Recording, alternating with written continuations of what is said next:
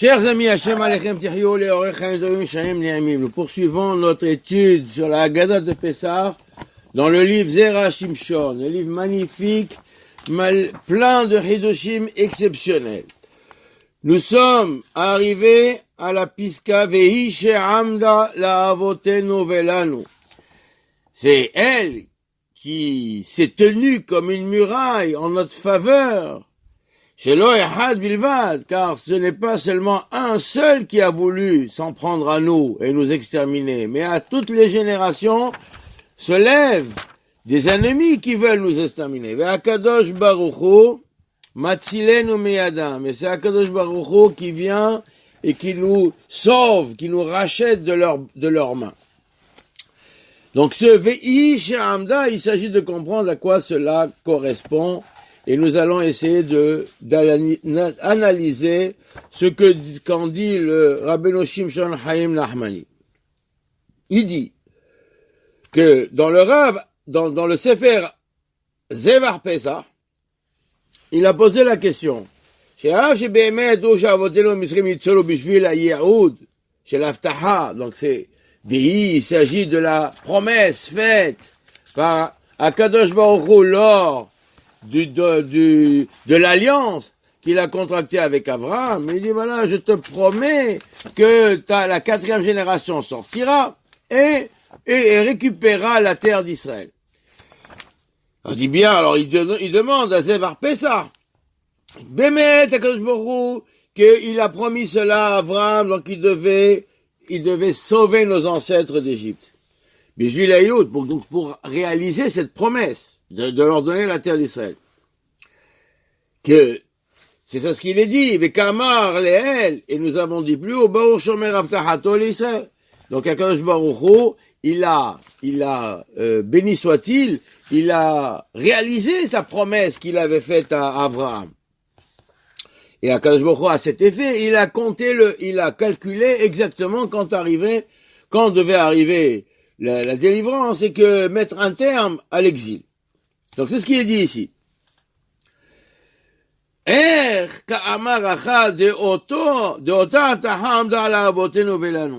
comment il peut dire que cette Avtaha, donc précédemment il a dit Baruch, Shomer Avtahato le Israël Baruchu. Donc Akadosh Baruch Hu, il a calculé bien de sorte de réduire le temps de l'exil. Il a bien calculé le temps de l'exil. Après il dit Veish, et cette promesse-là, ce serment qu'Akadosh Baruch Hu a fait à Abraham, alors il dit, elle s'est tenue en notre faveur pour nos ancêtres et pour nous-mêmes. Car à chaque génération, elle se lève pour nous préserver de toutes les attaques. Il dit, שבשביל ההבטחה בין הבתרים אשר כבר נתקיימה ביציאת מצרים, אנחנו ניצולים היום הזה. Bon, j'ai une question formidable. Il dit, comment c'est possible, cette avtaha, cette promesse que Akadosh Baruch Hu il a fait à Abraham, elle s'est réalisée lors de la sortie d'Égypte. Donc c'est ce qu'il a dit dans la Piska précédente, béni soit l'Éternel, qui a réalisé la promesse qu'il a faite à Abraham. Donc il a sorti les bénis d'Israël d'Égypte et il leur a donné la terre d'Israël. Maintenant, à présent, on utilise cette même promesse, on l'utilise pour dire qu'Akadosh Baruch Hu, il nous préserve et il nous sauve de toutes les attaques. Si nous disons qu'elle s'est réalisée en Égypte, comment peut-on l'utiliser comme bon nous semble? Ou le dit, ça c'est la question qu'il a demandé le Rav Zeva HaPesach. Il dit maintenant, d'après lui, le Rabbeinu Shimshon Haïm, il dit dans la Kashaklal. Il dit en quoi c'est une question? Il dit voilà, que lors de la promesse et de l'alliance, le cérémonial de l'alliance où il y a eu Akadosh Baruch Hu a contracté l'alliance que nous appelons Brit Ben Abetarim, l'alliance des morceaux. À ce moment-là même, Abraham Avinu est tombé dans une torpeur et il a vu les 4 exils. Voilà, il a eu une grande frayeur, des grands ténèbres qui sont tombés sur lui. Et sur chacun des mots, nous appliquons que ça s'adresse, qu'il s'agit d'un exil spécifique. Emma, la crainte, c'est Bavel. L'obscurité, c'est Madaï. Gedola, c'est Yavan. Nofelet Alav, c'est Edom. אם כן, בוודאי שבאותה הבטחה שהבטיח לאברהם אבינו להצילנו, שייכה לכל הגאולות. Et dit de la même manière, si c'est ainsi, évidemment que lorsque Hachem promet à Abraham de sauver ses enfants, de les sortir d'Égypte, et il n'y a pas seulement de la sortie d'Égypte qu'il s'agit, il s'agit aussi de les sortir et de les préserver et de se préoccuper d'eux à travers les 4 exils. Donc ça correspond bien. Cependant, nous pouvons choisir une autre manière de commenter cette piska. Venons, analysons les paroles, les termes employés dans ce texte qu'emploie le Maggid. Chez Bechol, chez Bechol, chez lo echad bilvad. Il dit, il n'y a pas seulement un qui s'est tenu contre nous. Ce n'est pas uniquement un seul qui s'est levé contre nous pour nous exterminer. Et là, chez Bechol Dor Vador, mais à toute génération. C'est-à-dire, ça va englober toutes les générations, chaque génération. Omdim, alenu lechalotenu. Il y a des ennemis qui se lèvent contre nous, qui se tiennent contre nous pour nous attaquer, pour nous exterminer. Nous dit le Rav, avec caché des mabet sa imiye ehad omed alenu orabim. Quelle différence y a-t-il s'il y a un seul qui se lève contre nous, ou bien c'est une multitude qui se lève contre nous? C'était préférable. On dit, ne crois pas que c'est seulement un seul qui s'est levé contre nous, qui se lève contre nous, mais des multitudes se lèvent contre nous. Alors, c'est mieux pour nous qu'il n'y a qu'un seul qui se lève. Pourquoi tu disais pas seulement, comme pour se glorifier, qu'on a des milliers d'ennemis. On aurait préféré ne pas en avoir du tout. Ou bien en avoir le minimum. Donc il était préférable de dire un seul qui se lève contre nous. והדרבה נראה שיותר טוב היה לנו אם יהיה אחד לבד ולא שיהיו רבים. וכוונת המגיד לכאורה היא לומר שבשביל הבטחתו לא רצה שיהיה אחד בלבד. Et le Maggid veut nous dire, de par le fait qu'Akadosh Baruch Hu a promis à Abraham de préserver, de sauver et d'être un bouclier pour son peuple, alors de par ce fait-là, cette promesse, alors il est préférable que nous ayons des milliers, des multitudes d'ennemis, pour grandir avec cela, la promesse que Akadosh Baruch Hu nous a faite, de nous en préserver. ולא רצה שיהיה אחד בלבד עומד עלינו, אלא רבים. ועוד שהיה לו לסיים דבריו, אלא שרבים עומדים עלינו לכלותנו. Il aurait dû dire, אלא שבכל, il dit, אלא שלא אחד בלבד עמד עלינו לכלותנו, il dit, c'est pas un seul qui s'est levé contre nous, mais dans toutes les générations. Pourquoi il ajoute à toutes les générations? Il a qu'à dire, et là, Rabbim omdim alenu, nombreux sont ceux, une multitude se lève contre nous. Il n'est pas nécessaire de préciser de toutes les générations. Alors quel intérêt il y a de dire, et là, chez Bechol Dorvador, qu'est-ce que ça vient ajouter? Des Maïnyan, en quoi cela, ça va grandir? Quel est l'intérêt? Quel est le sens? Quel est le secret enfoui dans ces 3 termes? Chez Bechol Dorvador. Omnam, nous dit le Rav, cependant, toutefois, Kvar ochachnu bezdarim udrushim, שאם היו ישראל מתעכבים במצרים עד תשלום 430 שנה לא היו משתעבדים עוד בגלויות אחרות. Nous avons déjà répété à plusieurs reprises que si les Bnei Israël étaient restés le temps imparti à l'exil et à l'oppression qui était de 430 ans, s'ils s'étaient arrivés au terme de ces 430 ans, donc ils n'auraient jamais été dans un autre exil. Il n'y aurait plus d'exil, la délivrance aurait été totale et définitive. Donc c'est ce qu'on a dit ici. Mais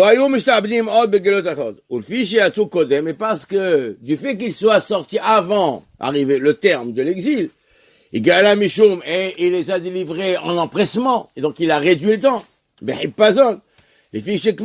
Parce qu'ils étaient déjà atteints, ils avaient déjà atteint le 49e degré d'impureté.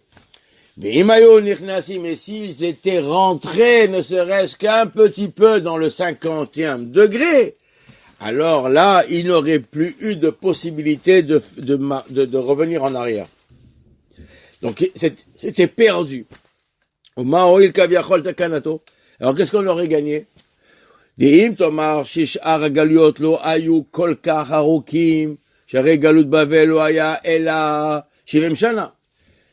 הלא גלות זה בעוונותינו הרבים, הוא יותר מ-1000, près de 2000 ans. Alors, si tu vas me dire, en Égypte, il fallait rester encore longtemps, encore de longues années, oppressé total. Alors, je dis qu'en Babel, ce n'était que 70 ans. Les Perses, c'était 52 ans. Les Grecs, 180 ans. D'accord. Ah, donc c'est pas beaucoup. C'est relativement réduit. Et l'oppression n'était pas aussi terrible que c'était en Égypte. Il dit, mais le dernier exil dans lequel nous nous trouvons, ça fait près de 2000 ans, 1950 ans que nous sommes. Depuis l'année 70 jusqu'à aujourd'hui, c'est près de 2000 ans que nous sommes en exil. Alors tu vois bien que quel intérêt, qu'avons-nous gagné à sortir en avance? Alors la Gemara, elle dit, dans Psahim, Tzidkat pizrono be'Israël, tzedaka asa kadosh baruch hu im Israël, chez Pezaram les ben haomot. Alors il y a un verset qui dit que Kadosh baruch hu a éparpillé Israël en faisant la tzedaka. Il a fait du bien à Israël en les éparpillant parmi les nations. Di be'achi lo yadre echi les me'ibad, di le michlenu le kuleu litneu gabayu. Donc de manière qu'aucun empire ne puisse les exterminer tous à la fois, puisque personne ne détient, les Israël sont éparpillés aux quatre coins de la terre, donc il n'y a pas quelqu'un qui domine, il n'y a pas un empereur qui domine l'ensemble de la terre. Donc s'il s'attaque aux uns, il ne sait pas comment s'y prendre pour exterminer tout le monde. Donc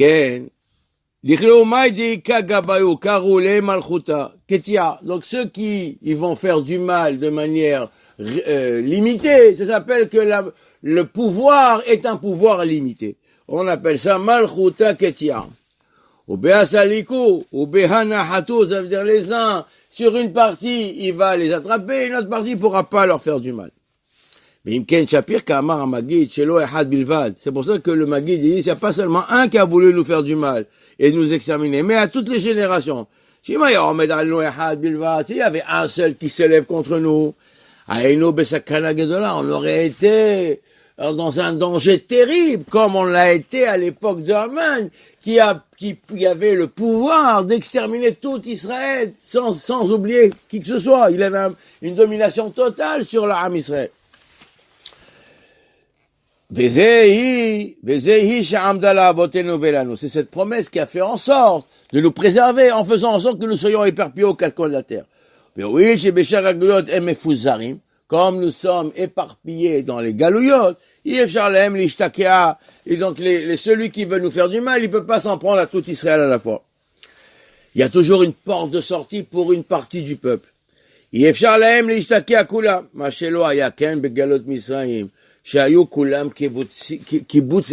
Égypte, ils étaient tous rassemblés sous la seule et unique domination de Pharaon. Alors maintenant, Babel aussi, mais ils étaient que 70 ans. Et pour répondre à cette expression à toutes les générations, et pourquoi il dit pas dans toutes les nations, dans toutes les nations, et pour toutes les nations, parfois une nation est plus dure que l'autre. C'est dans l'Anguitine.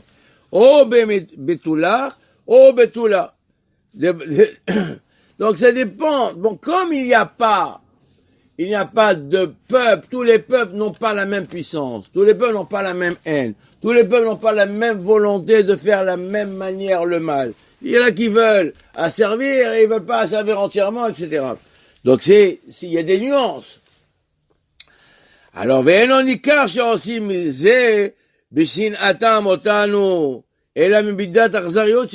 était possible aussi de voir que certains, ils faisaient du mal, non pas par haine, mais parce que eux-mêmes, ils étaient cruels.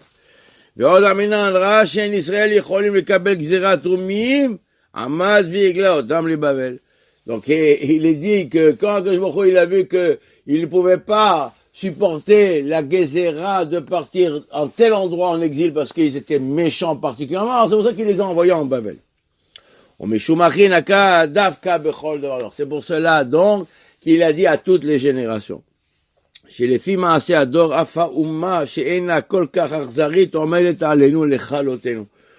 ce que nous agissons, nous-mêmes, selon nos actions, à chaque génération, selon le mérite de la génération, alors il y a un peuple qui va se lever. Si nous sommes dépravés, nous sommes allés, nous sommes au plus bas de la madriga, alors même ceux qui sont relativement gentils, ils vont devenir super méchants. Ils vont devenir super cruels. Il n'y a pas de sanction qui s'abat dans ce monde, de calamité qui s'abat dans ce monde seulement pour mettre en garde Israël. C'est à cause de leur faute. Dans Shabbat,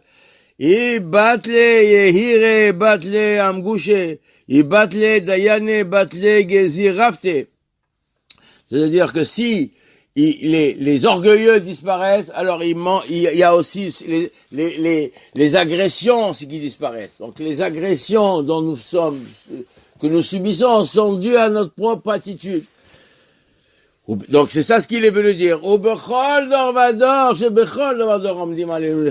Ça veut dire que ça dépend de nos actions.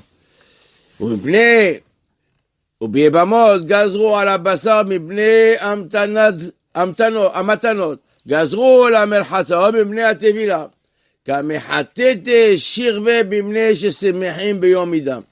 אף על פי כן, הקדוש ברוך הוא מצילנו מידם שלא יכלו אותנו.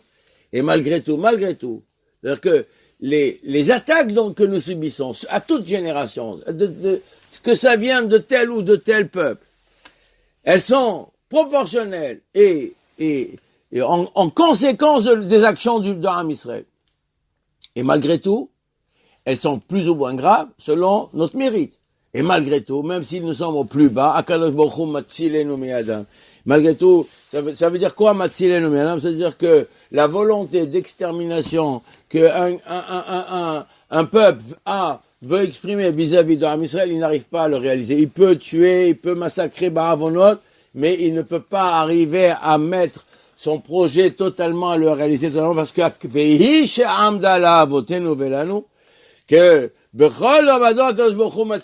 il nous préserve de ces attaques, même si nous ne le méritons pas. Baruch Adonai Le'olam, Amen ve Amen.